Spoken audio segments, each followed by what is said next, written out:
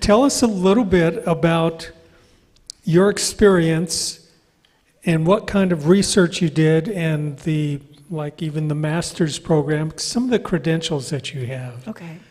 Tell us a little bit about that. Well, I started speaking of credentials, my dad, as I mentioned during the sermon or children's story, my dad was a dentist.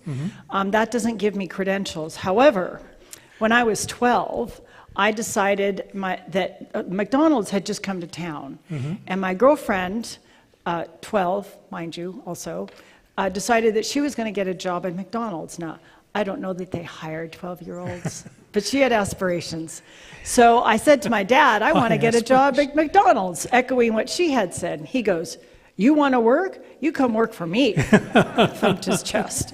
So at 12, I started emptying the trash and cleaning the sink, simple stuff. My mom worked at the front desk, so she helped train me. And then I progressed to cleaning the instruments. And then when I was 14, they decided that I needed to help with revenue. So they sent me to Loma Linda, and I got my x-ray license at 14. Oh, wow. When I was, and between the time of that and when I was 16, I began assisting my dad. So every day after school, that's where I went. And my mom got one of these really big syllabuses. I studied with her through the summer, I remember, and sat for my state board license for dental assisting. So I was a registered dental assistant at 16. Oh, wow. And then when I was 18, I got my certificate for polishing teeth. So before I graduated high school, I had a career if I wanted that, but I continued on with dental hygiene. I went to Loma Linda. The master's program is a global health, and I'll confess, I initially entered the program just wanting the master's as a speaker to have, additional credentials, because I don't know if you know, but a bachelor's pretty much means almost nothing in, so far as anything now. Everybody gets a bachelor's. So you have to keep, going to the next bar.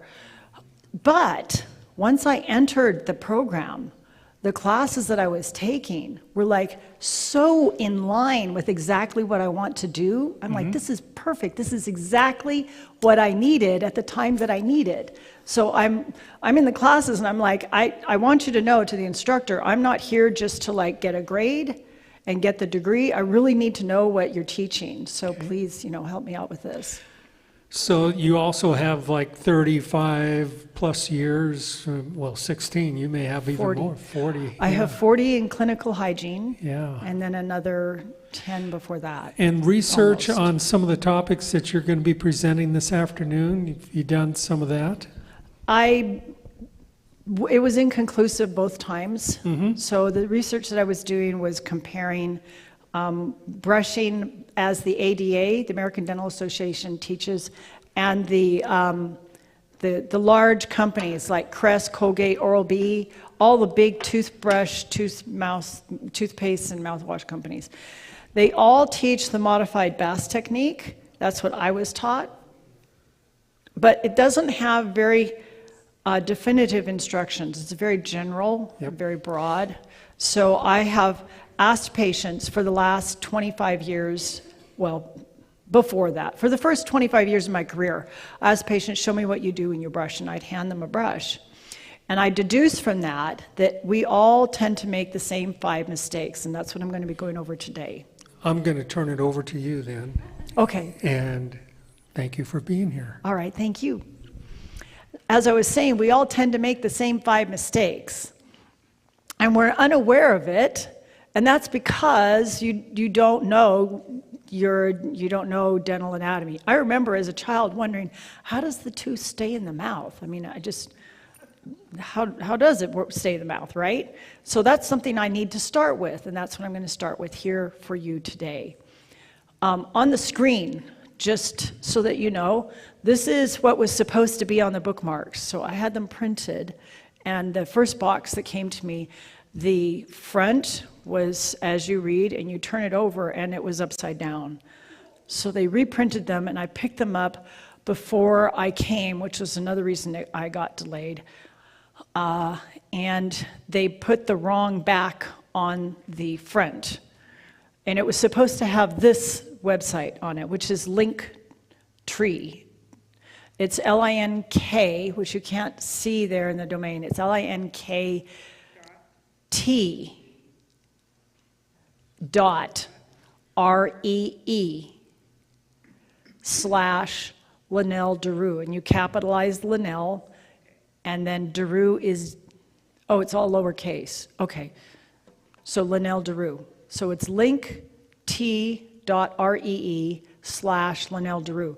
That has all of my links and everything. If you want to volunteer, if you want to donate, if you want to see my oral hygiene education website, it's there.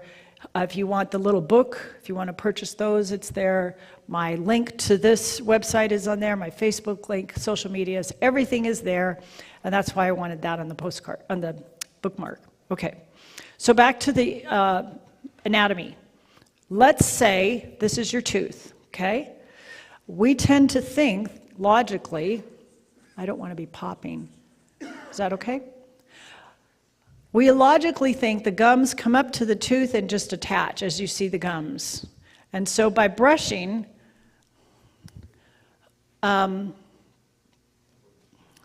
with the brush, I need my visual aid, the toothbrush in the bag.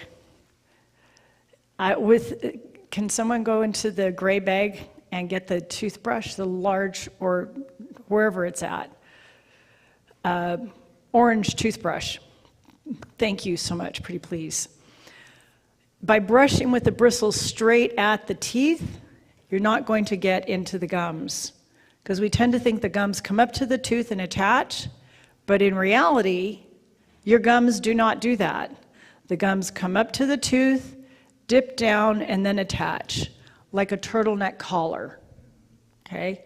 So if you're pointing directly at the turtleneck, are you going to get down inside that turtleneck? The bacteria that's missed just on that surface of the tooth, just that little bit, it's like 1 to 3 millimeters, thank you so much, will cause the lining of the turtleneck, thank you, to form little ulcers. I need someone with a collar. Will you be my visual aid? Pretty please?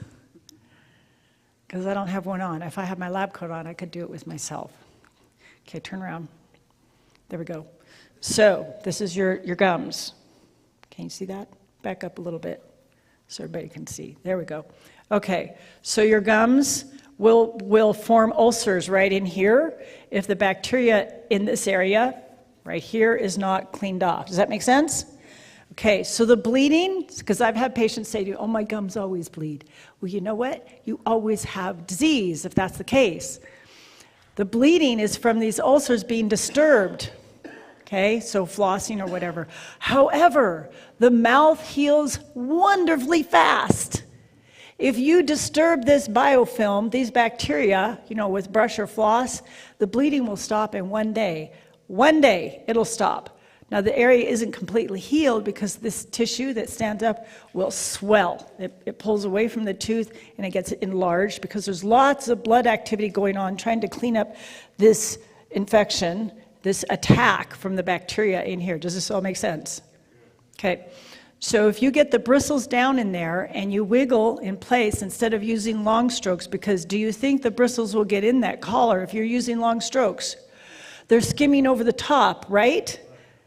Okay, so that's why you want to brush with a small wiggle motion, okay? So now that's one thing that's different than the Bass technique. The Bass technique is little circles, 45 degrees. That's the complete lesson. You're done. That's the Bass technique. No, you're not. You're not done. Thank you. Hang on.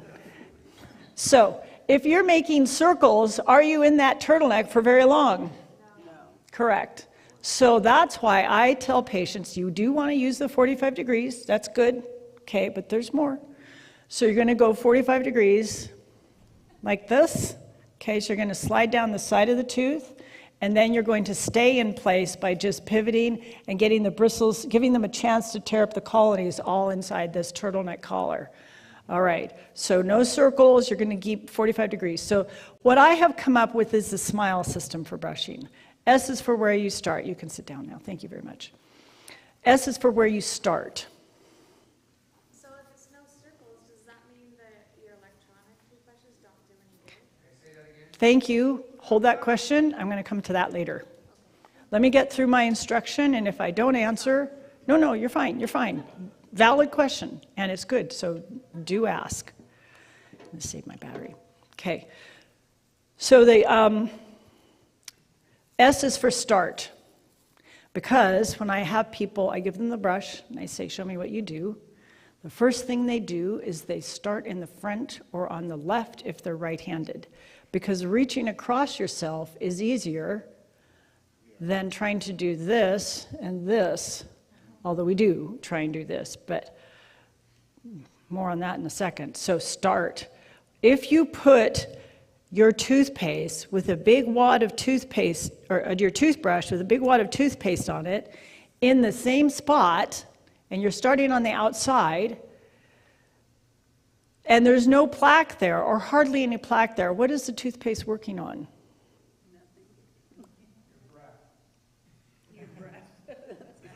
They're all good guesses. It's actually going to take off the enamel. I have seen teeth, no exaggeration, sawn to the nerve. But it's not abrasive, is it, the toothpaste? The toothpaste is abrasive. There's, so on my website, brushforlife.com, there's an abrasiveness scale. It's a page, and it has a green zone, a yellow zone, and a red zone, and it has listed different toothpastes that are on the market. Now, I don't know what year that was printed, but you'll probably find most popular toothpastes, there's a lot of them on there, and it tells you which ones are more abrasive than others.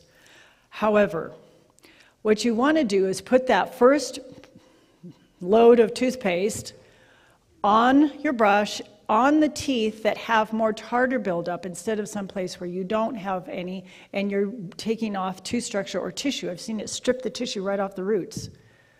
So start on the inside of the lower front teeth, because under your tongue are two saliva ducts. Saliva is what carries the minerals, calcium, phosphate into your mouth. That's what's sticking to the bacteria on your teeth. So let me pause for a second here, and we'll talk about what is the difference between plaque and tartar. Plaque is bacteria that is soft and can be brushed away. When you have a scratch or cut and there's a scab that forms, that's a plaque of blood cells. When you have hardening of the arteries, that's a plaque of fat cells. Plaque is simply a term used for a bunch of cells in one place. So we use the term plaque short for plaque of bacteria in the mouth. These bacteria live about 10 hours, then they die, okay? In the meantime, every 10 to 20 minutes, they're splitting, becoming two. So in 24 hours, one cell has split and become at least 5,000 billion cells. Live cells on top of dead cells, and they stack like layers in an apartment building, okay, and they move, they're very organized, typically, and certain ones are very organized in their fashion. They build up, so you've got dead ones and then live ones on top because they're constantly dying and new ones are blooming. And within 5 days, if these bacterial cells are undisturbed, not brushed away or flossed away, the dead cells will pick up the calcium phosphate in your saliva and they turn hard like a fossil on your tooth. That's tartar. Tartar is a layman's term for calculus. Calculi means rock in Latin. So it's a rock like, it's a fossil on your tooth, fossilized bacterial cells. That smells bad. These bacteria that multiply under the gums are anaerobic. That means they live without oxygen. You've heard of doing aerobic exercises, right? That's in presence of oxygen, aerobic. Ana means without. So these bacteria that live without oxygen want the best environment for themselves. Where is that? toward the root tips. So the bacteria start to tunnel their way down the side of the tooth, down for the downstairs and up for the upstairs. Why they know not to go laterally, I don't know, but they know where the depth is. So they work their way down the tooth. Now back to the question, how is the tooth held in the mouth? Well, as I started to say, the gums come up to the tooth, dip down, and attach. That's what you see when you smile. Pardon me, because of toothpaste commercials, you've heard of gingivitis. That's the gums that cover the bone like a horse blanket, okay, on the outside. They come up, come down, and if this is your tooth, and they attach. From that point down, I had planned to have a board to write on, and I left it in the car. So much going on. They come down. From that point down on the root, their tooth sits in a bone socket. Between the tooth and the socket are little tiny threads of tissue that radiate like spokes of a wheel that are packed together really tightly, like you were to hold a handful of straws, okay, real tight. So they radiate all the way around the tooth, out to the bone, all the way up, and they actually act like trampoline springs. So when you chew, your tooth has a slight bit of movement. It moves up and down, moves side to side, it's got a little give. That's why sometimes when you floss, one area, the teeth may be really tight together, and at other times that same spot, there's a little bit more space and the floss doesn't get caught there because the teeth are slightly moving around, okay? So the bacteria that live without oxygen, they go past where the gingiva attaches, the little turtleneck attaches, and from there down they destroy this ligament area. It's called periodontal ligament. Peri, P-E-R-I, refers to around, like perimeter. Dontal refers to the tooth, and ligament means it holds the tooth to the bone. So you've got the tooth doing this. And when the bacteria eat through the periodontal ligament, now there's no attachment. If you've got two teeth here, where your brush doesn't reach, floss will, that's why flossing is important. If you have no ligament going down the side of the root, and pretty soon this area it's reached pretty deep, and then the bacteria start going laterally, side to side, on both sides of the tooth. If this tooth has more than one root, like your molars do, it doesn't have to go very far before it reaches where the roots divide. This is called the furcation. And once the bacteria get into the furcation, it's really hard to save the tooth long term, because it's hard for you to reach that area to clean. Okay, so before it gets to that point, that's why you should go for your dental cleanings, and they should be doing probings once a year to see where your measurements are deep and where they're not. Is this all interesting so far? Yeah, probing, they take a little instrument with stripes on it. Your root from here to the tip is 12 millimeters. All 12 millimeters should be attached to your socket. The gums come up, and they should come up over the enamel. If this is your tooth, the gums should extend above the enamel. And so your little turtleneck should be between two teeth, about 2 to 3 millimeters high. It comes to a little point, you know. And then the face of the tooth, 1 to 2 millimeters. So your probe reading should be 3, 2, 3.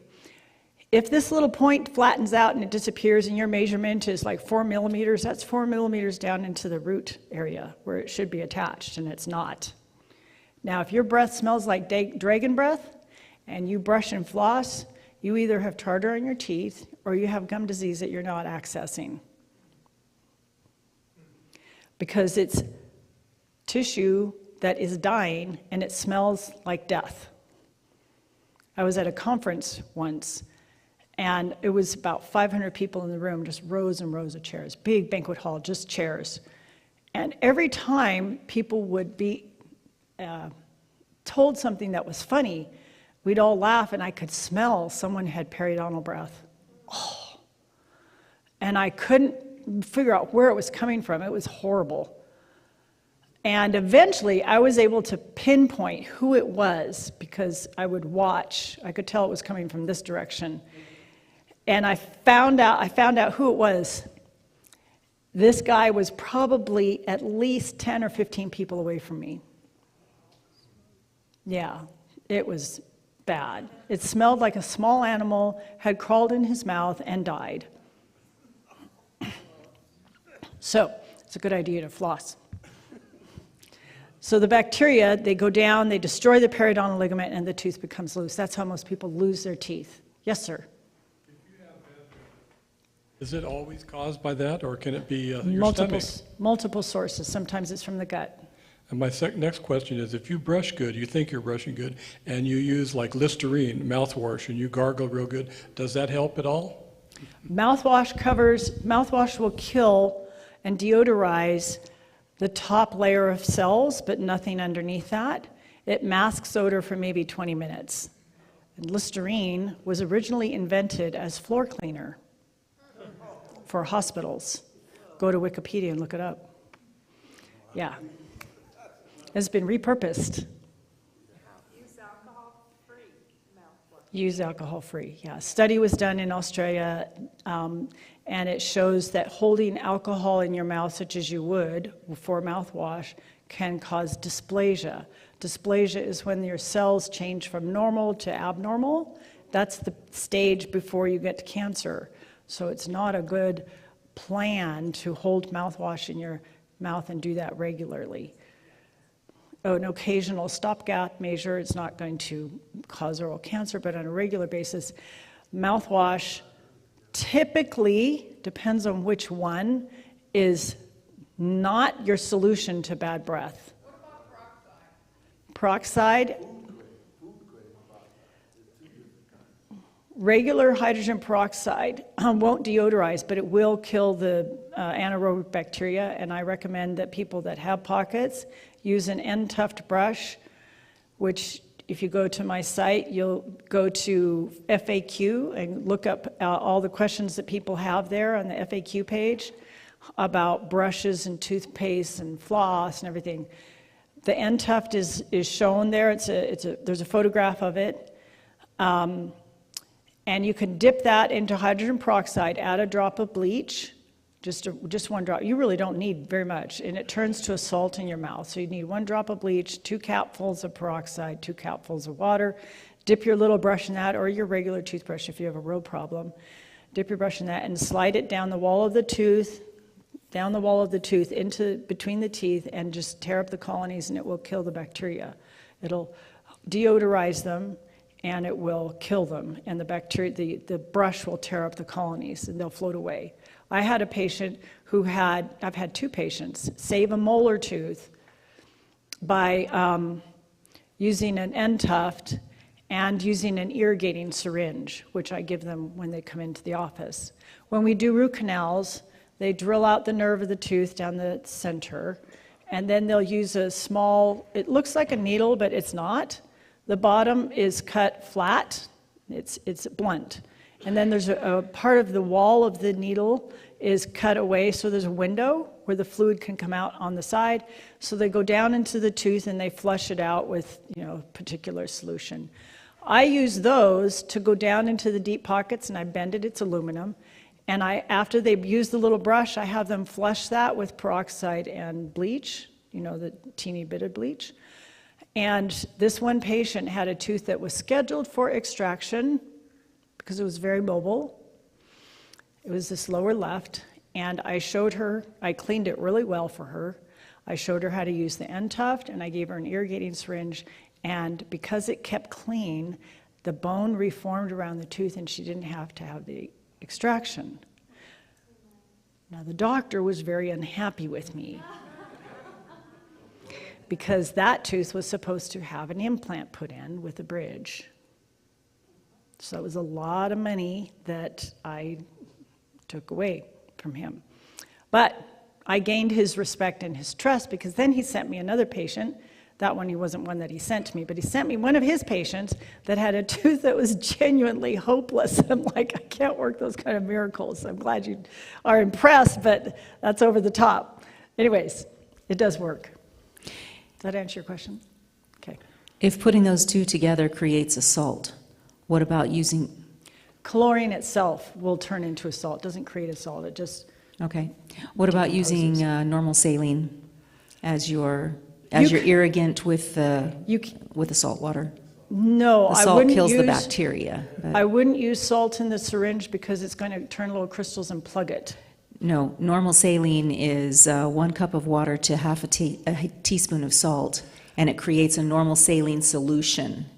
So that creates the salt I've- water in your mouth that you can use to irrigate. What would that? I haven't Would that done help? that. 'Cause Okay. I'm not aware of that. I know that either salt or chlorine, those two things will kill the bacteria in Right. 60 seconds. Right.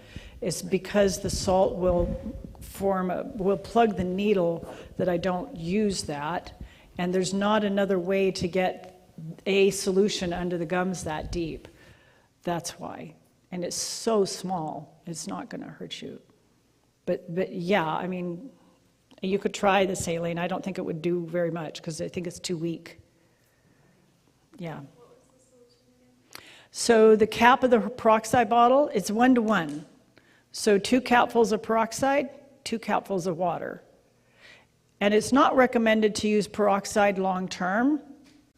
It does say on the bottle can be used as a mouthwash.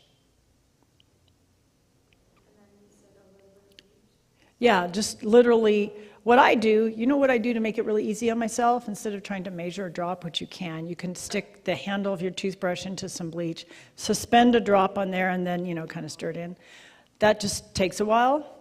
I actually take one of these really small squirt bottles, and I fill it with water, and I put like a half a teaspoon of chlorine in there. And then I just spray it, and I've got my drops, because it's so dilute. That's what I use. It's faster. Got to work smarter, not harder, right? Can you use baking soda on your teeth to brush? I've tried that. I about lost my cookies. It's the same abrasiveness as the grit in toothpaste.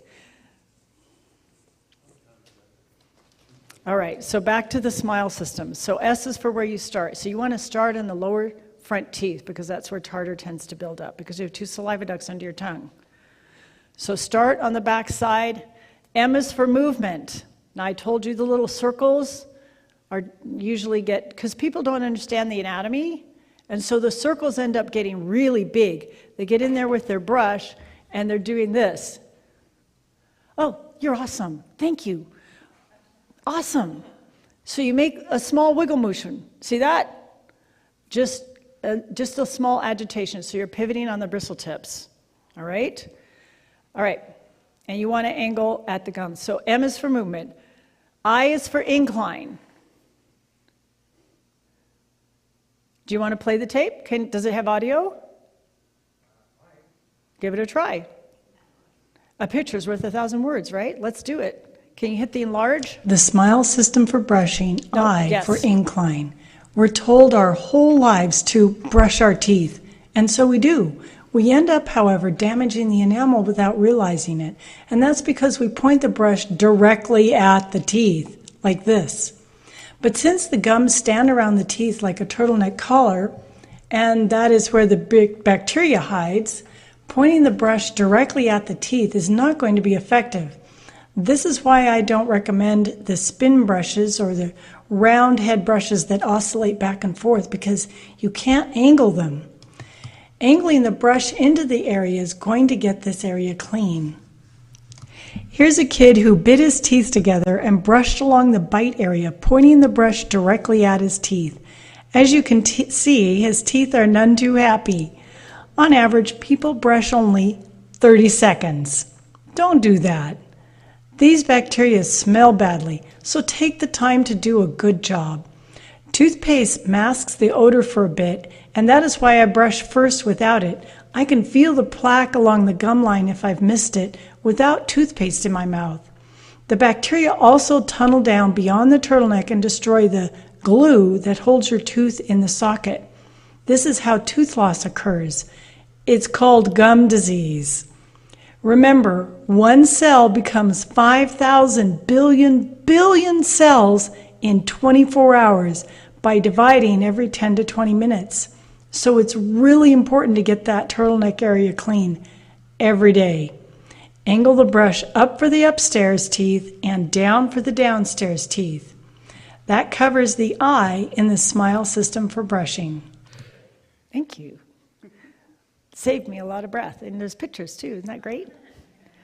So that's the I, and then L is level. Now, we all tend to brush like this on the outside. But as soon as we go to the inside, we don't do that, do we? We do this on the lower front teeth. And then as we go down the side, we have the handle up in the air, and we go down the inside like this, and we go like this, okay? And then the back side of the front teeth. And every single instruction flyer, website, YouTube video, I don't care what it is, I don't care who it's by from, they're wrong. Every one of them I've checked. The American Dental Association, the American Hygiene Association, the Crest, the Colgate, the Sensodyne, the Aquafresh, I don't care who it is, Listerine, doesn't matter, they're all wrong. They all show you this. The back of your teeth are not flat. And there's the turtleneck problem. If the back of your tooth is like this, you know, your gums are right here like this, you got this turtleneck, right? And you're holding the brush like this. Are you in the turtleneck? No, you're not. And so then you come in and you see me, and guess where the first place is that I start?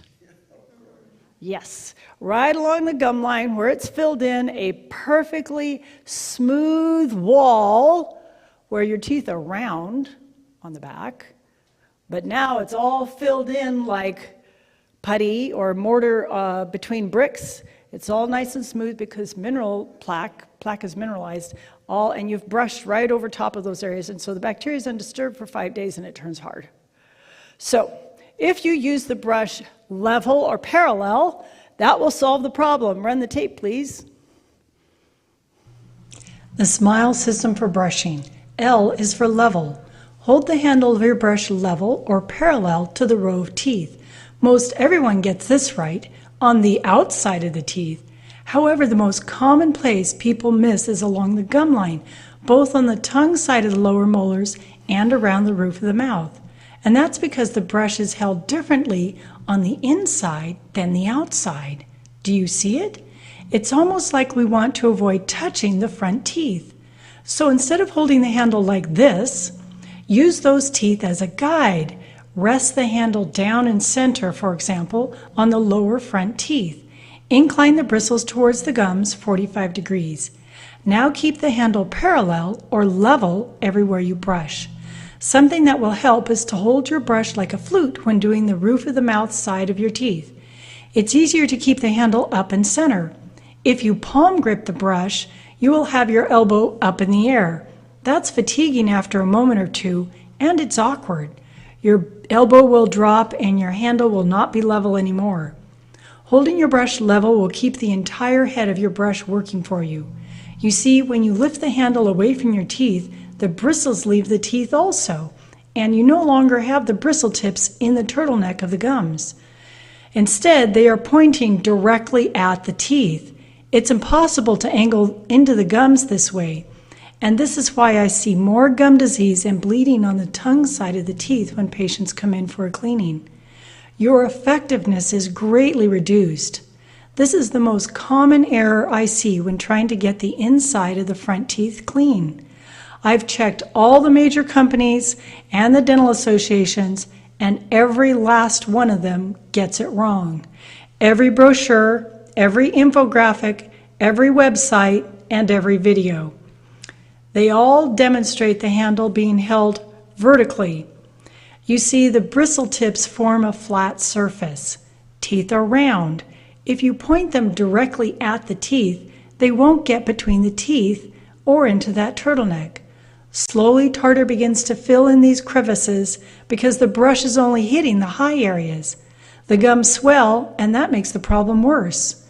Only by keeping the handle parallel or level can the brush bristles line up with the gum line and get into that row of turtlenecks, cleaning them free of plaque accumulation.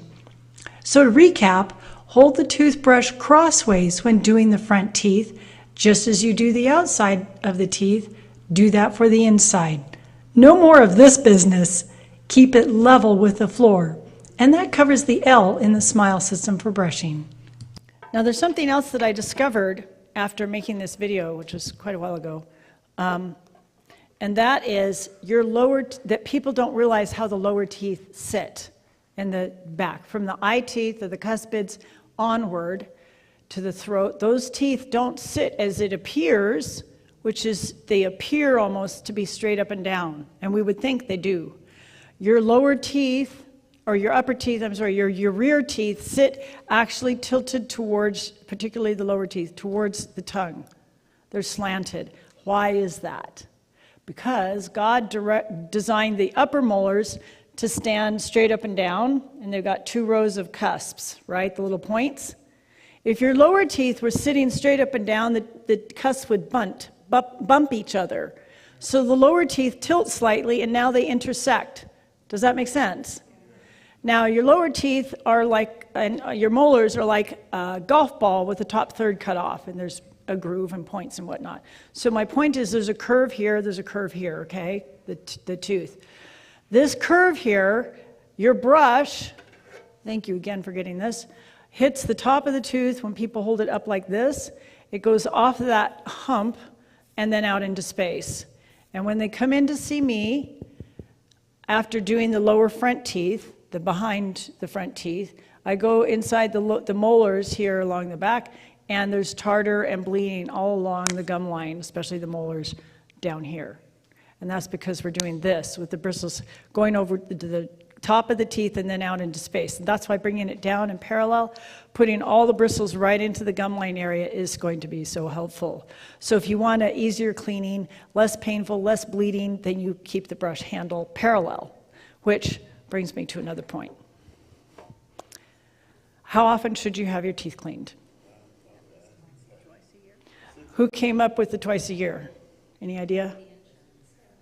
The insurance followed suit.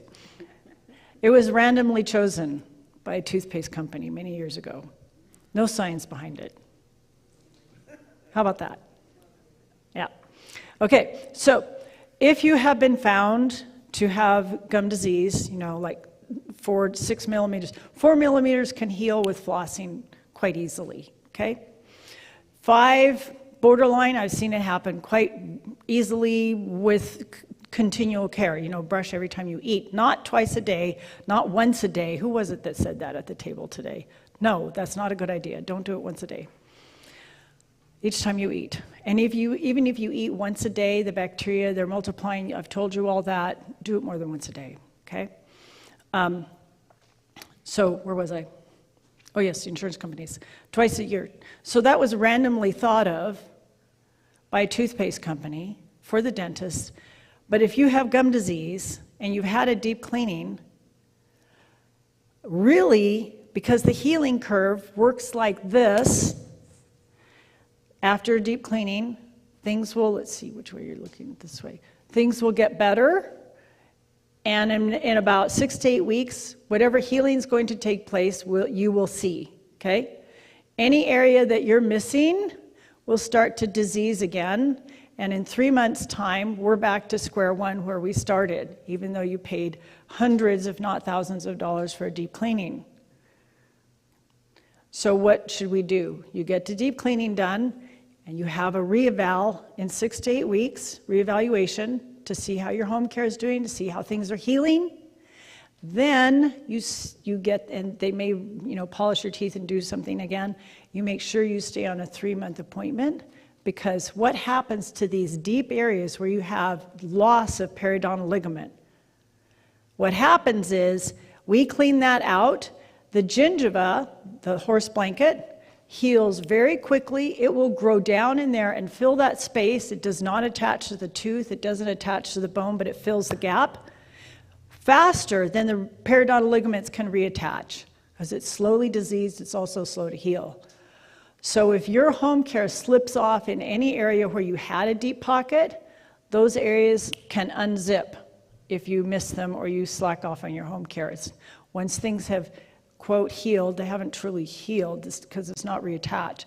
But if the pocket fills up with gingiva and you keep it clean, you stay on top of it, your 6s or whatever it was can be like 3s for a long time, as long as your home care is keeping that area clean. As soon as you miss your cleaning appointments or you slack off on your home care, it'll open up and you're back to square one.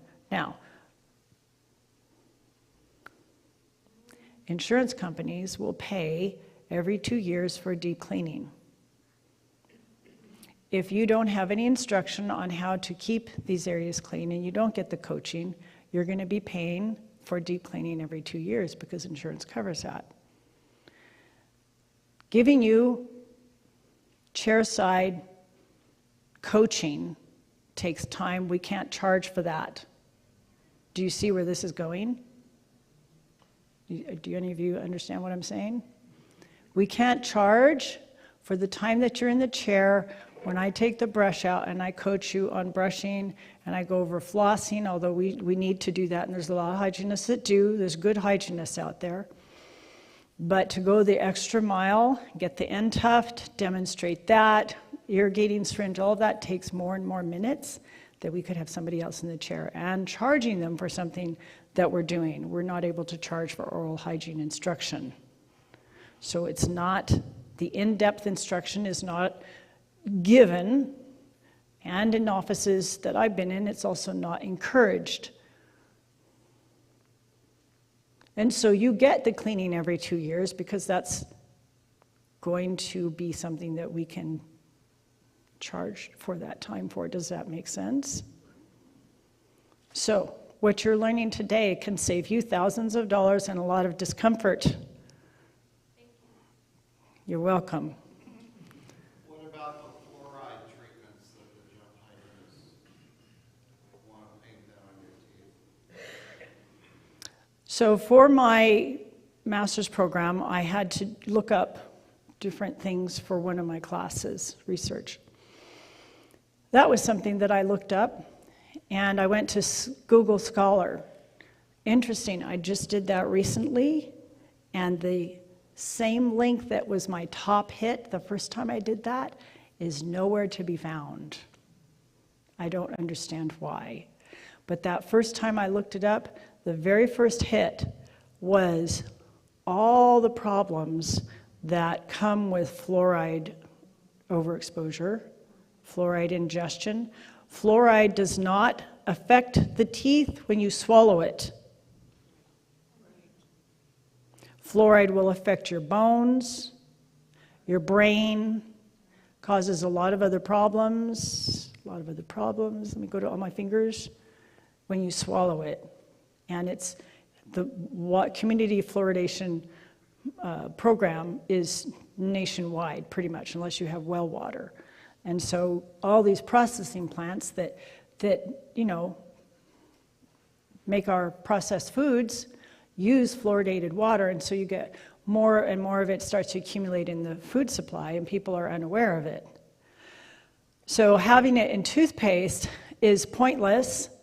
I know they're going to hate me for saying this, but it's true, because for fluoride to work on the enamel, it is effective. It has to be on the surface for like 4 hours. No one brushes their teeth for 4 hours. Okay, so at the office, what they use now should be a fluoride varnish.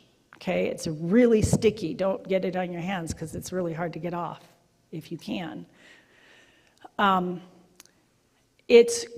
used it twice on Thursday on a child, 2 children who were not brushing. Bacteria that's not removed, and especially if you drink soda after you've not been brushing your teeth for, you know, a long time. I'm not talking one day, I'm talking several days. The carbonated water and the sugar is like a match to dynamite, okay? So on these teeth, the enamel had become so chalky white with demineralization, I could easily have taken my scaler, my instrument, and just pushed right through the enamel, just bored a hole right through it, and carved it away. It was that soft. So I had to be really gentle with these teeth because I would do damage, and I painted the fluoride on there, and I'm like, do not brush, do not eat anything that is crunchy, do nothing to take this off your teeth because it's going to help to strengthen the enamel for you. Now, across the board, teeth that aren't demineralized, I don't see any purpose in it. Teeth that don't have a problem, why would they need fluoride? Does that make sense? Does that answer your question? So fluoride is something that insurance covers. Sometimes it's not. In some offices, it's simply something that is an extra charge because it helps to generate revenue. And I know I'm going to be hated for saying this, but this is the truth. Okay? So, because I've been in offices where you're supposed to do fluoride on every single person because it helps boost the numbers. If you don't have problems, the other thing that fluoride will help with is sensitivity. Okay, root exposure is very, very, very painful. The toothpaste, for anybody that does have sensitivity, let me tell you what works absolutely the best is Sensodyne Rapid Relief. So just like there's a dozen spaghetti marinara sauces on the shelf, or a company will have the brand Sensodyne, but they have multiple toothpaste. So if someone tells me, oh, I use Sensodyne, really? But which one? That's what matters. So the Rapid Relief is bar none the best. The instant I used it, I had relief because I have really sensitive areas from braces too long. Does that help? Is the one that says repair grow enamel? Is that good or not? The one that says Rapid Relief. I'm not sure about if it says repair in it or not. There's like you say, there's a Sensodyne Pro enamel. Yeah, if it doesn't say Rapid Relief, then that's not the right one. This new one, when the rep came to the office, I'll get to your questions. When the rep came to the office, she had several samples of their products, and she told us this one is the newest out, and it has XYZ in it. And I took that one because it was hard for me to even talk. My teeth hurt so much from the cold air going over them, just speaking. The instant I put it on my teeth, I had relief. And they'll tell you it takes a few days. Not for me. It worked immediately. So, but there is fluoride in it. I just wish that they would make it without the fluoride in it because I don't need the fluoride. I've never had a cavity. Yes, ma'am. You've never had a cavity. That's pretty awesome. A comment and a statement on that. I've pretty much avoided toothpaste that had fluoride just from learning it's not really the best for you. And when I went to a student dentist at Loma Linda, she was urging me and pushing me to get toothpaste with fluoride because she said all of her patients that don't use fluoride are the ones with the cavities. And I gave in, but I don't want it. So my question is, the toothpaste that have ingredients that say, oh, this is in place of fluoride, it's supposed to help with, preventing cavities. What is your opinion on that? Like xylitol? Some of them say phenyl, or I don't remember, but there's others, yeah, they'll use different ingredients. They say it's supposed to be in place of. What is your comments on that? I know that xylitol shows really good promise and very good results. I haven't read a lot about it. I have heard, I did do a CE class on it. It's been a long time. But xylitol is, as far as I know, it's harmless. It's from a plant, and it does help. I don't know that it remineralizes the tooth because, like I said, it's been a while. So I would do some research on that. Xylitol, it starts with an X. Okay.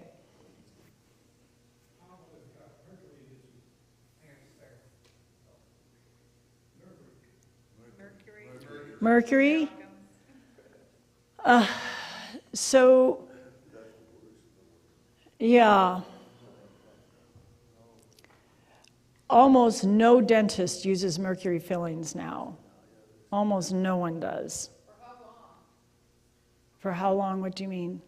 Did they stop using it? Oh, how long ago did they quit using it? Yeah. So since people woke up, someone said. So it's been since, yeah, it's been about 20, 25 years. Because I worked in an office that was still using it in Palm Springs, but that was a while back. So you can still get the silver fillings and they won't have mercury though? No, they always have mercury. That's what makes it malleable. Because it's an alloy of a liquid type metal, which is mercury, and silver and some other metals. So it will continue to off gas as you chew, and there's, There's very few dentists that use it now because there's a hazard in the office of having the waste of it. You have to handle it like a toxic waste, because it is, et cetera, et cetera. So if they're gray fillings, they'll always have mercury or gray silver? The silver fillings are mercury, yes. They have mercury in them as an alloy. Now, there's argument on both sides of the fence saying, you know, it's not being drilled on or whatever. I've seen video of it off-gassing with, you know, bruxing and chewing and whatnot. So I don't know really where to land on that, but I would rather be safe than sorry and just have it removed than have the silver. Well, I asked because it was probably about 10, 12 years ago, and I told him I didn't want any mercury fillings, and he says, no, they're just metal, but yet they're the silver gray looking. So I don't know. I kind of questioned it. Maybe get a second opinion. Yes, sir.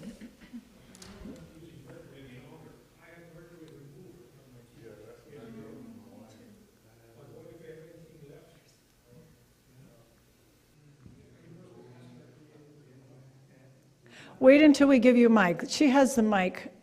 Oh, I'm sorry. I was going to go to you. Now, I know they're not using mercury any longer. I had mercury removed out of my teeth. Okay.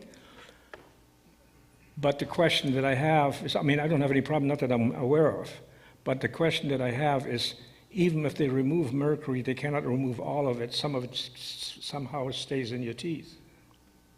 I don't know if that's correct or not. I haven't heard of that. I don't know how that would, because it would inhibit the bonding of the plastic fillings they replace it with. That's extremely rare. I'm not saying it doesn't happen, I'm just saying it's extremely rare. Your question. My question is, how long should you wait after you've eaten in order to brush? I Very had good someone question. tell me Yes. some of the reasons for that, but I'd like to hear what you have to say. It's true. You should wait about 30 minutes after you eat, especially anything that's been acidic, because it will make your teeth more susceptible to erosion or abrasion with the grit from the toothpaste. The grit in the toothpaste is usually made of chalk, like chalkboard chalk, that chalk. But you know, anything that's a grit size is going to be abrasive if you're using it every single day, all the time. So it is best to wait. Mm-hmm. Is this on? I'm using this new toothpaste. The brand is Himalayan, but there's another brand, David's. It's a long name, and then at the end it's apatite. You probably know what the word is, but I don't remember. Hydroxyapatite. I'm sorry? Hydroxyapatite. Yes, and it remineralizes. And my dentist hygienist has noticed an improvement since I've been using that, and a very, very, very soft brush, because I ruined my teeth before with a hard brush and an electric brush, and brushed like crazy and ruined my gums. So now I have a lot of exposed roots. Mm-hmm. And it's working for you? Well, good. That's good. Any other questions? Yes, sir. 2 more. And then I'll go back to my lecture. Compare string flossing and water flossing. Okay, so water flossing is a misnomer. Anything that uses friction, there is one caveat, is going to take the plaque off your teeth, and water pulsing over your teeth is not going to do that, with one exception. So the short answer is string floss, okay? Not the slippery kind of floss, and because this is live streaming, I'm not going to say any name brands, okay? But floss that is made, I can say this, floss that is made of Teflon has no fiber to it by nature of the material itself. That's a brand, I realize, but there's no floss that's name brand Teflon. But floss that says easy slide through, and it says it won't shred, that's made of Teflon. Teflon is used for plumber's tape, so the pipes don't stick. Teflon is used inside of your nonstick fry pan, so your eggs don't stick. The unique selling quality of Teflon is that nothing sticks to it. If you use it as floss, the question is, will it work? Correct. Nothing will stick to it. So the floss that has fibers to it, that's the answer. No, it doesn't work. The floss that has little fibers that tends to fray, that's the kind you want. I mean, dollar store floss is better than the kind that's made of Teflon. Does that answer your question? Okay, now to the irrigators. All right, water flossers, that's a fancy name for a brand that we all know as Water Pick, okay, or any kind of water irrigator. Pulses water over the teeth. If you have bridges, if you have implants, if you have orthodontics, an irrigator is a great idea. It's a great adjunct to blast out bits of debris that your brush is going to not get out because it's been encased in saliva and floss and everything. It's just going to swim around whatever it is you're trying to push it out with, and it's so hard to get out. It's not functional. I mean, it's not cooperating. But the irrigator will blast it out of there. Now, so far as the floss action, it's true it will get between the teeth some and under the gums some, but not much, like a millimeter or two. I have seen people who use a Water Pick brand religiously, like every single day, and her gums looked great, but she started with something that was pretty great, okay? So it's just made something good even better. There is a brand, if you go to my website, if you go to the FAQ page, if you don't mind, Kurt, go to the FAQ page, yep, and then scroll down, click on, scroll down 1, 2 irrigators. No, okay, that works too. All right, so this particular item is patented. Do you know what a patent is?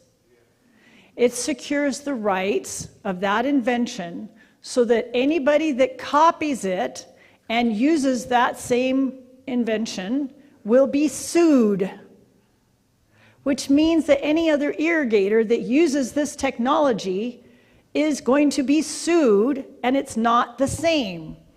Am I clear? Any other water irrigator, except for this one, is not going to work the same as this one. Okay, the reason I am emphatic is because I have people trot off to Walmart, they buy a water flosser, which says that, they come back to the office, I got this because it's less expensive. I did not tell you to buy that. Please take it back, get your money back, buy what I'm telling you because this has the science. Okay, some very bright individual, and I'm not being sarcastic, some individual who understood the principle of magnetohydrodynamics. I'd love to know the backstory of how this was invented. I don't know what it is, but if anybody knows, tell me. I'd like to find out. So I actually looked up magnetohydrodynamics in Wikipedia. They use this principle of magnets on the outside of very large water conduits. As water passes through these large pipes, to prevent minerals from accumulating and closing the lumen over time, the magnets create a change in the polarity of the water as it passes by on the other side, and prevents mineral buildup on the inside of the pipe. Okay? So it preserves the longevity of these pipes. They don't have to replace them. Someone used the same technology and the logic therein to create a water irrigating oral device. So there's a magnet in the handle. If you were able to zoom in, which I don't think you can, on the handle, it looks like a cigar. It's big, whereas the handle of other water irrigating devices are very slender, like a tapered pen, okay? But this is big because there's a magnet in it. And as the water passes through, it changes the polarity of the water molecules, and as those rinse over the teeth, it interrupts the bond between the tooth, if this is your tooth, and the plaque. It breaks the bond between the plaque and the tartar and the tooth, and it detaches from the tooth. They've done 5 research studies on this, and one of the studies showed 65% reduction in plaque and tartar accumulation. Now that's an irrigator that works. I had a patient with cerebral palsy, And that story is in the FAQ page there under irrigators, and there's an accordion menu. My own experience with this has been this patient, if you know anything about cerebral palsy, you're not able to use your hands. So obviously this gentleman was not able to floss, physically not possible, plus to add more difficulty to his already awkward situation, his lower front teeth didn't stand like yours and mine like this. His lower front teeth angled toward his tongue. They were like really sloped inward, about 45 degrees. So much so I couldn't access with my instruments, and I couldn't polish at all because I couldn't get anything back there. So I said to him, you know, this was back in the 90s, the early 90s. I said, you know, my dad swears by this thing called a hydrofloss. We don't have any options for you other than maybe trying this. What do you think? You'd have to order it because internet was in its infancy. You'd have to order it online. So he did. He ordered this thing, and I had done the best I could. I'd gotten some tartar off, but not everything. He came in after using this thing. It had made the tartar fall off his teeth. Yeah, I was so impressed. So then I had another lady, and this company does not make this claim that I'm about to share with you. It's just my own personal observation. She had plastic fillings on the face of almost all these front teeth. I don't know if she'd had fluorosis, you know, patch of white enamel that looked like irregular color, fixed, or what the problem had been. But when dentists repair it with a composite plastic, they feather the edges out to make it really smooth and blend into the enamel. Over time, those real thin edges may start to lift a little and chip, okay, because your tooth will expand and contract with heat and cold. So that can become chipped over time. She wore lipstick, which would catch around the edges of the perimeter of these irregular now plastic fillings. And so she had these pink and red rings all over her front teeth. Now, if I had tried to get my instrument under there to clean that, it would just make it worse. So I could only polish over it and leave it, which is like, you know, against my ethics, but I could, there's like, I'm in a rock and a hard place. But anyway, she had had some periodontal problems, and so because of her pockets, I recommended that she get one of these things. She's one of those people, she had a real loud voice, a very strong personality, and so with these people, if you don't match that, they don't hear you. Okay? So she was one of these people that had gone to Walmart, brought this irrigator in, not this one, brought this water flosser thing in, and she trots in the office and she says, I bought this and I want you to show me how to use it. I said, why did you get that? That is not what I told you. You had to be real loud with her. And she was like, what? I said, take it back. So she did. She took it back, she returned it, she got one of these, and that thing not only lifted the stain out from under her composite fillings, it actually lightened her teeth 2 shades. Now, like I said, they don't make that claim. This is just something that I personally witnessed. When she came in, I'm like, did you bleach your teeth? Because it wasn't here. I'm here when he's here, and I haven't seen you. No, she said, I didn't do any bleaching. I'm like, wow, that's from the hydrofloss. So it lifted the stain off her teeth. So anyways, that's your answer to the irrigator. Does that help? Okay. Did you have a question? I wanted some information regarding implants. What's the best way to clean them? Because I've heard that when you have an implant, your gum does not attach to the tooth anymore. I took a CE class from a periodontist that places implants in Virginia, and he actually issues a hydrofloss with the implant. You use this so that my investment, my time invested in your mouth stays. Yeah, works great. Hi, the one that I see online has the skinnier tip on it. It doesn't look like a cigar. Because I believe my husband and I had the same kind, but it was with the smaller tip, and that's what they're showing on Amazon for $112. Is it a hydrofloss? Yeah. They have different tips. Yeah, They Oh, I have, thought you said it had to be like a cigar. no, no, the handle. Oh, okay. The handle is like, Okay. see how big the handle is? Yeah. But they've got different tips. They have special tips. Oh, I see. Okay, got it. Yeah, they have a couple different tips. Yes, sir. I think you said an electric toothbrush, the kind that goes back and forth, you didn't recommend. What No. about the, I think it's called Sonicare, that vibrates real fast? Yeah, there's 2 brushes on the market that I recommend that I have found to be very, very good. Kurt, can you go to the brushes tab? FAQ brushes. Thank you for your help with this. You can go to the website and you'll have it all there, okay? Go to the top, scroll up to the menu bar, go to FAQ, drop down, there you go, good. Click on, what was I talking about? Oh, brushes, click on toothbrushes. There we go. All right, this here on the right, this is called a burst. The reason that I like the burst, there's a couple reasons.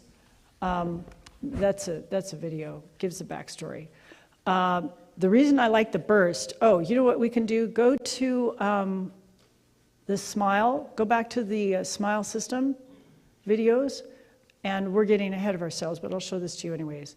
Go down to E, there you go. Hit the arrow, and then slide the, hit the play. Now as it begins to, slide that over, more, right about there, pause. The middle, which there. prevents Hit the stop. switch up brush, No, right which there, I was pause. Okay, so the burst has this little peg in the middle of the bristles, and it's like a doorstop. It prevents you from pressing too hard. They'll tell you it's a tooth polisher. Okay, whatever. For me, it works great as a doorstop, so people don't mash the brush against the teeth. The other thing I like about this brush is the filaments. You see on the right how thin those bristles get? Really gentle on the enamel or the gum line area where the enamel is thin or where root surface may be exposed. Okay, so if you combine this filament with the angle that I show you and a small wiggle motion, but with an electric brush, you actually should not move it. Let it do the work for you. You hold it correctly. Like this, you just hold it 45 degrees, 1001, 1002, 1003, etc., and then pick up and go to the next couple teeth. Don't brush with it because it reduces the effectiveness. So the bristles that are in a configuration where they're in rows, or in this case an oval, but you know what I mean. It's not a round head that does this. This will allow you to get the bristles at an angle and into the turtleneck. The problem with the round head brush that does this is you're not able to angle it, and it's not going to be getting under the gums because it's so big, it just goes like this. I'm speaking from personal experience. Let me look in the camera.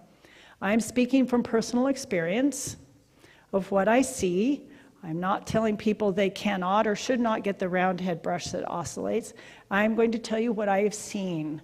And what I see is that the round head brush users have plaque removed on the high point of every tooth, the thick part of the gums, if this is your tooth and the gums are down here, so you've got this little valley between the high point and then the gums coming like this, like a volcano. The brush hits here, the brush hits here, and it misses all along the low areas, the gum line and in between the teeth, because it just is not able to get there because it's flat. It's designed to imitate, which is in one of the videos, the tooth polishing device that we use called a Profi angle. Okay, it's a rubber cup. And the rubber cup is just like the word says. There's a hollow part in the middle with an edge all the way around. And when I use that, I stick the edge in between the teeth, I follow the gum line, and I come up on the other side. Notice this back part of my hand moves almost 180 degrees with the big pad of bristles, which is, if this is the rubber cup, the pad of bristles in dimension is twice as wide. It's impossible to get in between the teeth because of the width of that round head for the front teeth. You can't do it. I see people try and make it work, and so they push really hard, and I wish I'd taken a photograph. I had one person that had burned a hole right through their enamel pushing with the round head type brush to try and get the bristles to do that car wash action or that you see in the ads of it, you know, hugging the tooth and doing this great car wash job. It doesn't. Only if you use rows of bristles at an angle. So either the burst brush, which you can get it for less through the link, because I have a professional discount code, than you will on Amazon. If you want to pay more, that's fine. If you like Prime and you want to use that, or you want to pay the extra $10, you can do that. The link, you go back to the FAQ, you click on the black image. Brush for Life. Yeah. So you can just click on that and it will take you through to the company's site, but it cookies your computer so that you get a discount professional code. Okay. I don't have that, no. But you can get it through the link with free shipping, which Amazon doesn't. They charge you more, so they wrap the shipping into the Prime price. What about teeth whitening? The whitening is harmless to the enamel, which is good news, right? And it does work. It does work. It bleaches the stain material that has gotten into the enamel tubules. So that's why. And the younger you are when you bleach your teeth, the whiter they're going to get and the whiter they'll remain if you boost it. Now, if you're older, you'll still get a good effect. It just may take longer. And if it makes your teeth sensitive like me, I go to like a 10%, which you have to special order from your dentist. You won't get it on, you can get bleaching now on Amazon. But I order it from the doctor for a 10 or 15% gel, and it takes me longer to get the effect, but at least it doesn't hurt to talk and smile. So I just put it in the custom trays and do it repeatedly, like for a week, and wear it for however long, 30 seconds or something. Yes? What is the best whitener? I don't know. There's so many that have come on the market now, and each of them have different strengths, but also durations that you're supposed to use it for. I can't answer that question because I don't know. I don't know that, I haven't heard anything bad about any of them. Just like most offices, they use the 35%, or if you use the light, the fact that your teeth look extra white when you're done is because your mouth has been open, and as teeth dry, they turn whiter because the enamel becomes what we call desiccated. It dries out, and the enamel will appear lighter until it gets saliva into it again, and then it will darken a little bit. Not much, but a little. But that's why they appear ultra, ultra white. But I tried doing that, and oh man, I could hardly talk for 2 days. It was really, really painful. So, but that's because I've had braces for so long. So I don't know. Yes, sir. What about Sonicare? It's a vibrating toothbrush. Yes. Thank you. So Sonicare is the other brush. Sonicare, I was using the Sonicare before I came across the burst. And I did not realize that Sonicare sells the head that comes with it. That head is a medium bristle. I didn't know that. And I was getting, the one I was buying was Diamond Clean. It doesn't tell you whether it's soft or medium. At least maybe they've changed their packaging. But they didn't tell me that. And so I thought I was doing the right thing.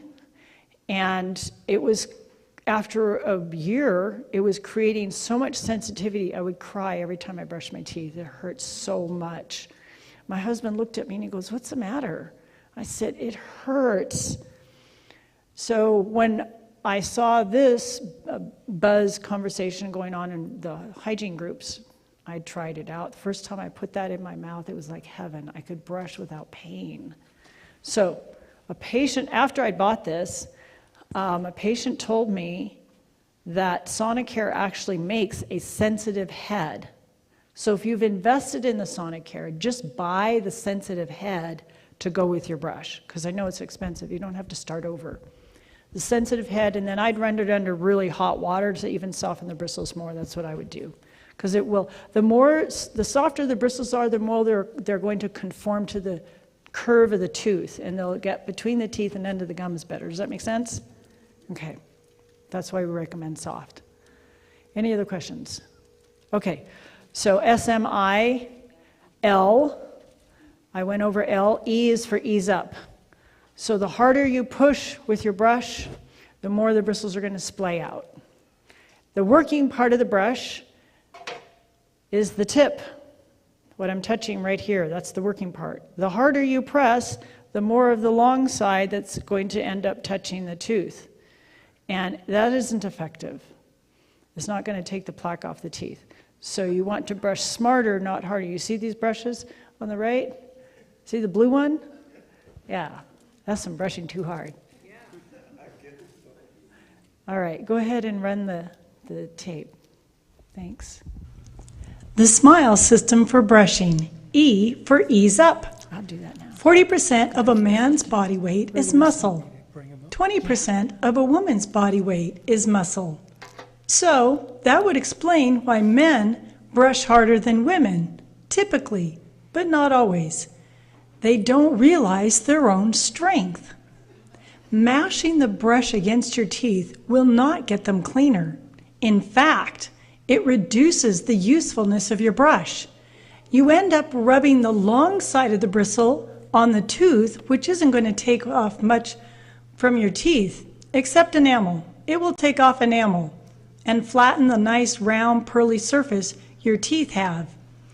This is the one feature that I really like about the Burst Sonic brush, which I was recently introduced to.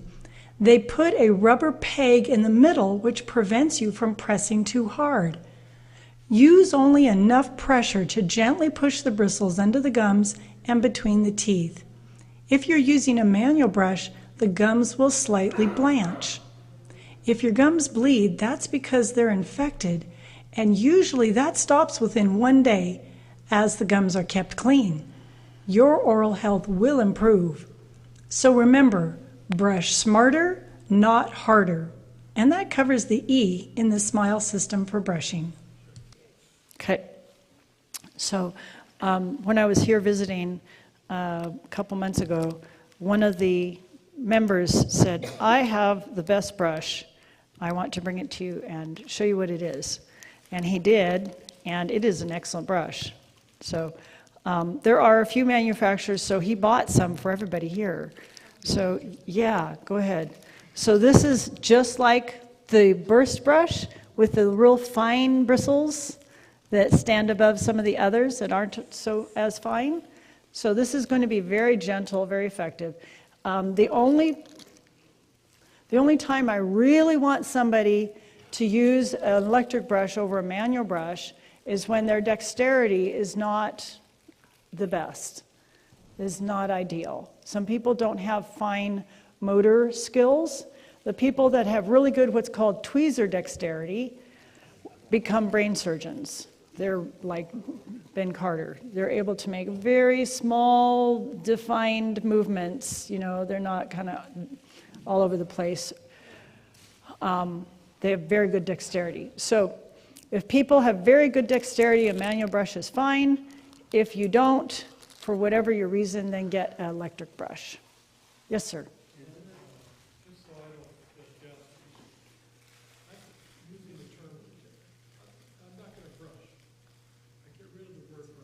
Okay. Yes. Yes.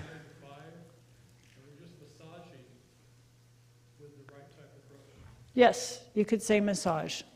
Because this is a brush, it's not a tooth massager. People refer to it as a brush. That's why we refer to it as brushing. But you are correct. The motion is more like massaging. So yes, I could say that. That's good. Yes, sir. Does it matter if you use the type of flossing, because I'm very picky, until I went to one dentist, and the kind I like is long that reaches all over, instead of you doing all this stuff. So what is the best kind of flossing type? Because they got all kinds. Oh, the little floss picks. Oh, very good question. Thank you for asking that. Kurt, when you're able to, go to the FAQ Floss. This is a really good website, by the way. Lots of information on it. All the questions that people ask me about. I had someone tell me, one of my coworkers, who's, I don't know, 20, she said, your site is outdated. It needs to be updated. And I thought, it works just fine. I put a lot of work into this. I'm not paying somebody to change it. All right. So scroll down for me. Scroll down. That's good. More to the images. There we go. Okay. So there's, yes, a little bit more, just a teeny bit more, but very good. So there's the floss picks, which some of you have referred to them. They're like a C shape with a toothpick handle. Those are most commonly found in the stores. And then there's angled flossers here. So I was at convention once, and I was walking by one side of the convention, and there were a bunch of booths off that had like curtains. They were curtained around, all the way around. And someone was standing out in front of this hallway with these curtained areas, and she said, would you be willing to be part of a study? And I said, sure. So I go down and follow her down to the booth. She opens it up. There's a table with all the different products of flossers. I'm like, this is great. I don't have to buy the different products to see what they're like and see what kind of floss is in them that's being used. So I picked up every single one of them, and I found out that the angled flossers use regular floss, not the Teflon floss. But a lot of the flossers will advertise on the package, will not shred. They don't break. And so they'll use, that tells you right there that it's like 99% probability that it's Teflon. If it doesn't say that, then it's made with regular floss, the kind that will shred, but it also is the kind that works. So for people that want to use this kind, it's a single use. Some people use it more than once, whatever. This particular product uses the regular floss, okay? And if you were on the site, you click on that, and it takes you right to the gum website. That's where you buy them. Now, the reason that I have some of these links going to certain places is because I know that they're going to be there, unlike like Amazon for a while didn't carry any of, scroll down just a smidge, the gum chucks. For a while, you couldn't get gum chucks on Amazon. So I asked the platform that is sponsoring me for, they just let me use their platform for free, bless their hearts, because they know the work that I'm doing. They always will have the gum chucks available, whether they come and go on Amazon or whatever, okay? So I don't care where you get them, because I have patients that are older, and they're not computer savvy, and you have to make it easy. You have to have the least amount of hurdles as possible for them, and sometimes they have a grandchild that does it for them, whatever.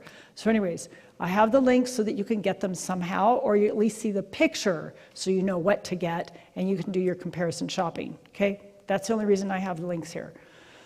All right, it's not to make money, because trust me, I pay out of pocket every single month for this. It doesn't even pay for itself. All right, so gum chucks. I like those because the floss in them is really high quality floss. It's a little heavier, it doesn't break, and it takes a while for it to wear through. So I make my diluted bleach. I actually use a empty, you know how you get marinated artichoke hearts in those little jars with a screw-on cap? Okay, I use that jar, I fill it with water, and I put like half a teaspoon of bleach in there. When I'm done with my flossing, I rinse it off, and then I dip it in there and sanitize it with the bleach water, and then I have a suction cup with a hook on the mirror, and I hang it there so that it's not out of sight, not out of mind. I'm human too. Hard to believe it now. And then it is a visual reminder for me to do it, because I have a lot of balls in the air. So I also have to be reminded to do that because, I'm like super focused on this and then I've got that, whatnot. So anyways, the gum chucks are really, really good. And I use them. I keep reusing it until that little floss part starts to get so thin it's not even effective. But the reason I like the gum chucks is because I can really wrap around the tooth. Let's do this side.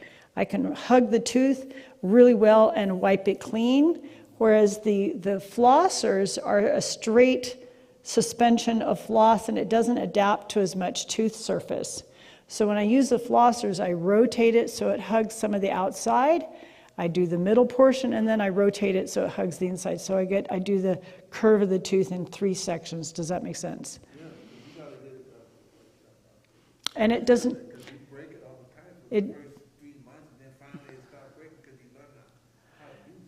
It doesn't typically go as far into the gums, the little flossers or the floss picks, as you can go with, like, say, the gum chucks. Your hands are the best instrument.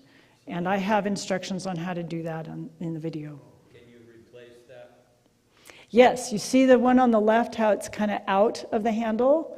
That's demonstrating what the insert portion looks like. It's like a little clothespin. And as you push it in, it locks into place.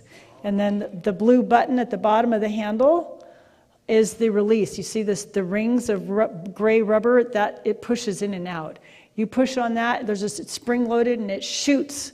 The little insert will go flying out. So, aim it on a washcloth or something because it will fly across the room. They're very effective. Okay. What was the recipe again for the little jar? For sanitizing, just bleach water. Is this to go in your mouth? No, you don't use it in your mouth. Just to sanitize my flosser. I reuse these instead of buying, single use every time I floss, instead of buying those little inserts. It doesn't break. It doesn't wear thin. I just sanitize it until the floss starts wearing down. Now, some people may think that's disgusting. I don't care. You use your toothbrush over and over and over, right? That's right. If you want to have a really nice fresh breath mouth, then you take after you're done, before you go to bed, you take your toothbrush, you go over to your pump of soap, and you put a little bit of soap on the side of the bristles, and you work it through your brush like this, and you wash it off in the sink, and rinse it out really well so it's not soapy. You do that every day. Otherwise, the mouth that had the purple dye on the teeth? All right. So I demonstrate how to brush with the dye, so they can see how the plaque, because now it's visible, how the plaque comes off. I'm done demonstrating, and the brush is bright purple. I go over to the sink, I rinse it off, and guess what? It's still bright purple. All that bacteria is loaded inside the base of your bristles. So don't tell me that reusing your floss is disgusting. I don't want to hear it, because I bet your brush is just as disgusting. So if you sanitize, if you wash out your floss and sanitize it, it is no longer disgusting. You can reuse it. So you use Clorox, bleach? Yeah, you just put in, within a half a cup of water, you put in, a quarter teaspoon. Just a little bit. It's just like our drinking water. Drinking water is sanitized with chlorine. Your swimming pool is sanitized with chlorine. You're just sterilizing or sanitizing your flosser. Probably not effective because of what you've been saying, but what I've been doing is when I get done brushing my teeth, I rinse it off real good, and then I spritz it with peroxide, and then that's probably not real effective, though. Probably, yeah, not as effective because it's not going to kill certain bacteria that the chlorine will. That's why they use it, because it's a more broad spectrum. They use it in swimming pools and drinking water. How often scared Surprise. me. How often should we change our toothbrush? Very good question. Thank you for asking. So what you do is you're going to look at your brush. You're going to look at your brush. Let me answer. I'm up here, not you. Good try. I like the participation. Bless you. All right, so what you do is you turn your brush around so you're not looking at this end. You're not looking at this, and you're going to turn around so you see the handle. So from the handle, looking from your side, If you can see the bristles on either side of the head, that's when you change your brush. Why? Because when the bristles are straight, like this, you can't see them from that side, right? Correct? Okay. When they're straight and you angle a brush such as this, 45 degrees, they're all going 45 degrees. When they're splayed out, you can aim that brush that's splayed whatever direction you want, and they're going every other direction but 45 degrees. Does that make sense? Okay, so that's how you know when to change your brush, is you look at it. Okay, so if people press harder than they should be, then it's going to splay sooner. If the bristles are really soft, which I think this is an extra soft, which the only way you're going to get extra soft is order it online. Regular size. Oh yeah, these are nice. You got a nice brush. This is a very nice gift. See, you all missed out by not coming in person. You could have had a nice brush for free. You should come in person next time. All right.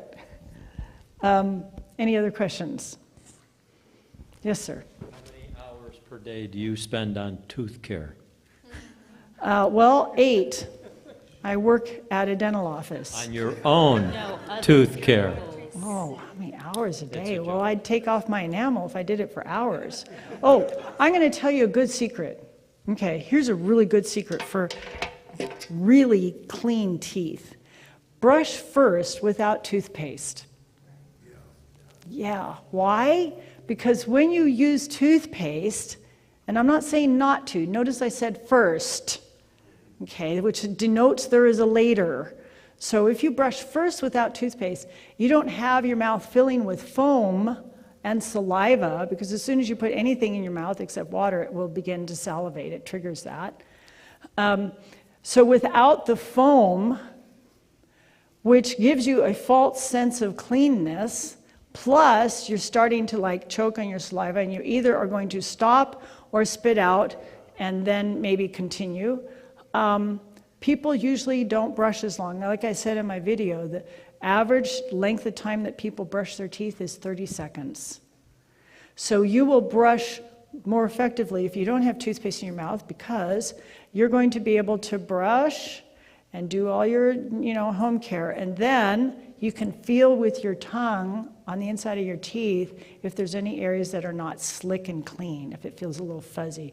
You can go back with toothpaste. You're not going to be able to feel that because you won't feel that because you're going to have toothpaste grit in your mouth and foam. You won't know if you're missing anything. So I suggest doing that first, and then here's a really interesting test. You want to know whether or not you have fresh breath? Here's the breath test. You lick the back of your hand, you wait 7 seconds, and then you sniff. That's your breath. Okay? So same thing with your brush. After you brush your teeth without toothpaste, even if you rinse it off, but especially if you don't, if you wait for a few seconds and then sniff your brush, that tells you what your breath is like. So after you brush your teeth without toothpaste, then I suggest you wash out your brush with a little soap and water so you're not reintroducing the bacteria into your mouth that you just took off. Wash it out, then put your little bit of toothpaste, and your toothpaste will go a lot farther because you don't need very much by then. And then start your brushing on the inside and do everything else like I showed you. There's usually not much left to do after that. And you can sweep the inside of your cheeks, do your gums. The bacteria are very indiscriminate about where they collect. With the dye, you can see the gums will turn bright purple. The skin cells on our arms and legs and all over our body, the top layer is constantly coming off. Same thing happens in the mouth.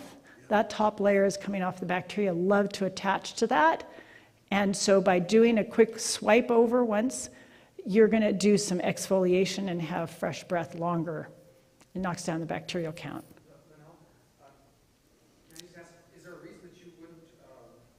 Is there a reason that you wouldn't just dip your toothbrush in that chlorine water? I mean, just like you do your floss? I mean, would that be just as good as taking all that time to rub it and soap and all that kind of stuff? I'm thinking of about a 2-second solution instead of a 15-second solution. Great question. I mean, it's legit, but then you're going to, okay, let me ask you this. When you're going to clean the shower and you've got Tilex and say there's mold in the grout, you can spray the grout. It kills it. You gonna leave it there? Are you going to leave the dead mold on the grout? No. Kurt? It's gone. It's dead, but it's still there. So you say dip it in the solution and then rinse your brush off. And then use your soap and water, because I'm so sorry. Don't be lazy. Do it at least, once a week. Once you use that dye, it's really motivating, because then you realize how much bacteria your brush holds. Yeah. I've tried to rinse it out, after I do a demo, and then give the brush back to the person. When it's still light pink, I'm like, yeah. Okay. I heard a naturopath from Australia came from an international conference in Mexico City and said the first time they started seeing cases of leukemia was when the dentist started using silver mercury amalgams in the late 1800s. And then I heard Dr. Hal Huggins at Health Freedom Expo and Cancer Control Convention talk about not getting, where you take the root out. Root canals? Root canals, because it can cause like breast cancer on the same side. And so I went to a biological dentist that he talked about is in Redlands. And they have a special way they take all the silver mercury amalgams out. Mm-hmm. So it's not toxifying you. So I spent $1,200 doing that, and then my dentist, instead of putting in the white on one of my teeth, he used silver mercury, and I was dizzy all that week. And so I called him finally, and he said, "Oh, it's stronger, but I'll take it out. I didn't know you were allergic to mercury." A few years ago, I was falling off chairs. I couldn't drive. Yeah, I was dizzy all week after he put mercury back in my mouth. Do you need to finish your talk? No, I'm just Q&A. You talked about how long to brush. When the children were in preschool, they used to have them sing happy birthday and brush until they finished the happy birthday song. Okay. So that was, 15, 20 seconds. That's so they'll have the brush in their mouth at least for some period of time. So if you just look at their teeth and do 5 seconds for the outside surface of the 2 molars, and then go to the next 2 teeth. There's 5 teeth depending on if they have only primary teeth, 5 on the right, 5 on the left. So there's 10 on the lower, 10 on the upper. So there's 10. 2, 4, 6, 8, 10. So 2, 4, 6, 8, 10, 5, 10, 15, 20. So that's 20 seconds for the lower teeth on the outside. And then 20 on the inside. So that's 40 seconds times 2. So that's 80. So that's, yeah, so you're in there for at least 2 minutes, okay? 90 seconds is a minute and a half, yeah. So that's if you have just primary teeth. The reason why, even though the teeth look like they're clean and they're so tiny, the plaque is the same color as the tooth, and so you can't really see it unless you put a stain on it. It's, like I said, like the back of a Post-it note, it's really sticky. And when I have it stained purple and I'm trying to brush it off, if they've been keeping their teeth really clean, it comes off really easily. It does.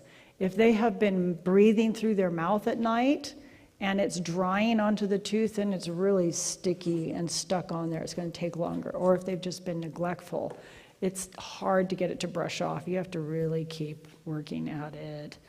Yeah, so it just depends. Is it important to have the ultra, number one, to dry the brushes? Is it important to have them to dry, or just have that ultraviolet thing they come and close it up? To me, I think makes sense to leave air to circulate. I'm confused about that. Which is the So best? logic would say that air would kill the anaerobic bacteria because they live without oxygen, okay? But there's other bacteria in your mouth that thrive in oxygen, okay, that live above the gum line. So the UV light does kill them, but it's kind of like spraying Tilex on the mold in the bathroom. Then you have dead bacteria on the brush. So it's better to clean the brush off, okay, just regular soap and water, and wash it out. Not that the UV light is not a bad idea, you know, it just depends on your circumstances. Now the UV light is definitely going to kill the odor, but then so will soap and water. And I do recommend that you keep your toothbrush in a place that it's not near the toilet. Yes. Yeah, so put it in a drawer instead of sitting in a cup on the counter. That's not sanitary. Yeah. Any other questions? Yes. What about oil pulling? I'm glad you asked. I've seen nothing in research that shows that is of any good effect at all. Oil pulling. And I know there's people that will argue with me about it. I don't care. Oil pulling, it's when you swish with oil and you pull it from between your teeth by swish action. Being real vigorous with the swishing. To me, it's just a disgusting. Ugh. To have oil in my mouth like that? Ugh. But that's me. That's me. It doesn't make sense that if you're using inductive reasoning, or even deductive reasoning, it doesn't make any sense that it would do anything beneficial for the anaerobic bacteria living under the gums, which is really where the problem is at. Does that make sense? Because even swishing with water, or using a water pick that uses a bit of force of water, we're not talking about water pick being any irrigator, is not going to dislodge the bacteria. Swishing with whatever it is, whether it's mouthwash, oil, water, or peroxide water, is not going to get the liquid under the gums where the problem is at. It will, I'm sure it creates this film, which seems to me then that it would not suffocate, but create a better environment for anaerobic bacteria to thrive under if it creates a film. I don't know. I haven't seen any, there's been a discussion in hygiene groups on it, and none of us have seen any research that shows anything beneficial on it, and nor have we seen in person any positive effects. Does that answer your question? Okay. Now, I've heard people have been getting root canals removed because of health issues. Could you elaborate on that? So it was a video or a movie done called The Root Cause. Have you heard of that? Okay, so I've seen that. Part of it. I've seen part of it. Let me qualify that. And there is discussion on both sides of the aisle. Let me answer that with a story. A very good friend of mine, her name is Betsy, and she lives in Virginia, and her husband went in for a root canal, and they told him that was the only way to save the tooth, and in less than a week he had a stroke, and he's now somewhat debilitated. He's not able to function. She now has caregiver responsibilities. His cognitive ability has diminished some. It's not like the person he was, as strokes will do. Was it related? This man lived an extremely healthy lifestyle. Very low-fat diet, exercise, everything, very active. It wasn't his lifestyle that would have caused the stroke. Couldn't have been. Okay, when you do the blood panel, and same thing, well, sometimes stress will do it. He was not obese, so it's not his weight, because I know that's a factor too. It wasn't necessarily his oral care. He didn't have rampant gum disease. So if you start eliminating things, then, you know, maybe there's a correlation there. No atrial fib. I don't know. I don't know his heart situation. So they say it's related to the material that is put inside? Is disturbing? No. When you do, so, no. So the anatomy of the interior of the tooth is this main canal, open area, funnel-like thing. Say we're looking at a single root, okay? In his mouth, I don't think it was. I think it was a molar, or maybe in a premolar. I know it wasn't a front tooth. What you see is the main one and some branching. But if you look under a microscope, just like a tree with roots, there's lots and lots of tiny, tiny roots also, little tiny ones. So the same thing, the canal, you have a main, you have branches, and then you have all these little tiny tributaries. You can clean out the center wall if you use a type of burr that goes down in there, and it creates smooth walls so that there's not irregularities that are still trapping bacteria. And you can put in a solution. Some people, it depends on, you know, whether it's old school or new school or whatever school of thought of how to do root canals, and you put something in there that will debacterialize the area. The question is, are you going to get all the little tiny, tiny tributaries? Now, root canals have been done for a long, long time. I don't know, and I speak with qualifying what I'm saying. I am not an endodontist. I have not looked into the research on this. I'm simply stating what I know, and I'm not going to say that I'm completely answering your question, okay? I know enough about the anatomy to know that there's other little accessory canals that the liquid is not going to necessarily get into. But is there infection in these other little canals? That's the question. So if you clean out the center, you sanitize the center, and then you plug it with something that's supposed to create a long, ongoing debacterializing or something, fight off whatever's in there, is it going to work? The question is not answered so far as I'm concerned. But knowing that you can't reach those tributaries, it puts a big question mark in my mind whether that is the best solution. Others would say the best and safest way to remove all of the infection of a tooth that has ended up with an abscess is to remove the tooth, let the abscess heal and clean up, the body clean that up, and then put an implant in. If I had a problem, that's probably what I would do, because otherwise you are holding a dead entity in your body, if you think about it that way, that had an infection in it. And some people are able to, you know, get along fine for years and years and years and have no problems. But then how many are having problems that we don't realize that that's what it's connected to, possibly? Does that answer your question? To the best of my ability. Okay. All right. Well, I want to thank you all for being here, and I hope that it was enlightening and helpful. I hope it was a blessing. Good.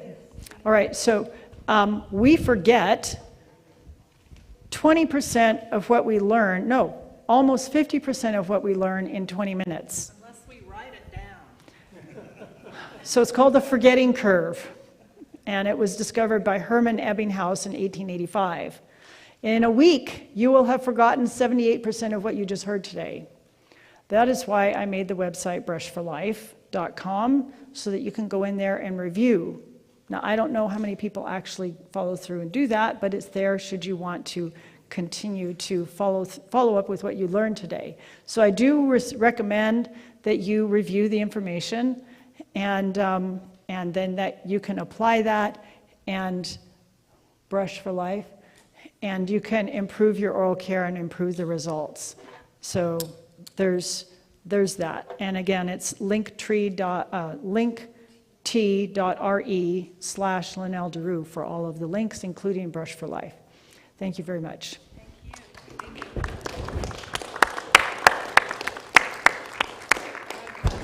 Thank you, Linnell, and we do appreciate your taking the time to be with us this weekend. Absolutely. And I think, do you still have books out there, or? I don't know where the books have gone. They probably are in that room over there on the side, yeah. I brought If a you case. didn't get one last night, yeah. Oh, and I did bring my sash today and the crown, so if anybody wants a picture, we can do that after if you like. Great, appreciate it. And just one more note, at 5 o'clock we are having Vespers here. So stick around or make a quick trip home, come back 5 o'clock. We're going to take a look at what happens when people die, near-death experiences. Ooh, that's a good topic. Yeah, so come on back, 5 o'clock, near-death experiences. We'll see you then. Oh, let's pray. Father in heaven, thank you for being with us. Thank you for the information that has been shared this afternoon, this weekend. Lord, we want to do the best we can with the body that you have given us, and we want to care for it. And we just thank you for people who can share information that will be helpful for us as we do that. Be with Linnell as she heads home today, and be with her in her various ministries as well. In Jesus' name, amen.